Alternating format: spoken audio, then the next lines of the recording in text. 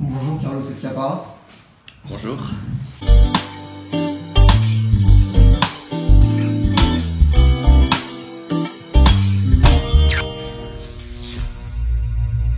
Très peu honnêtement. Je crois que ça reste toujours un peu dans le domaine de la science-fiction, ce que les gens pensent.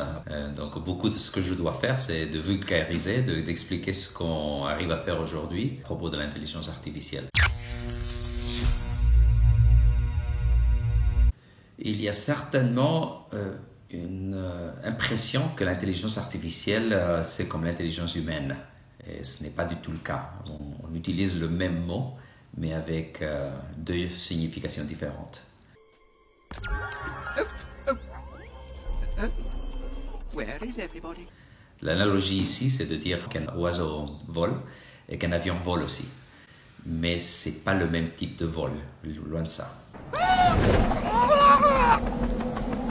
Alors c'est vrai que les avions peuvent aller beaucoup plus loin, beaucoup plus vite que les oiseaux, mais ils ne peuvent pas se poser n'importe où. Ils n'ont pas la même liberté de mouvement et certainement n'ont pas la même efficacité. Alors c'est un peu comme ça, l'intelligence artificielle est très restreinte dans ce qu'elle peut faire, mais ce qu'elle peut faire, elle le fait très très bien, très vite et à très grande vitesse. Et l'intelligence artificielle est consistante aussi. Elle n'a pas faim l'après-midi, elle n'a pas besoin de se coucher, il n'y a pas de fatigue associée. Pour les tâches qu'elle fait bien, elle se trompe beaucoup moins que les êtres humains. Aujourd'hui, c'est difficile d'envisager qu'on va arriver même proche à ce que peut être fait par les êtres humains. Il faut penser plutôt en termes de complémentarité. Oui, c'est facile. Ça. Clairement, on parle beaucoup de prise de décision algorithmique, etc. Ce n'est pas vraiment les algorithmes qui sont importants. Ce sont les données.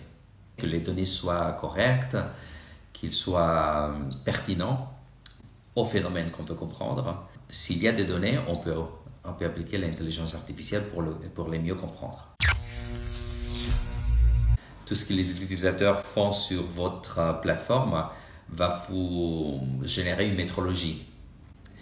Cette métrologie va manifester un comportement, des désirs, des intérêts de vos clients.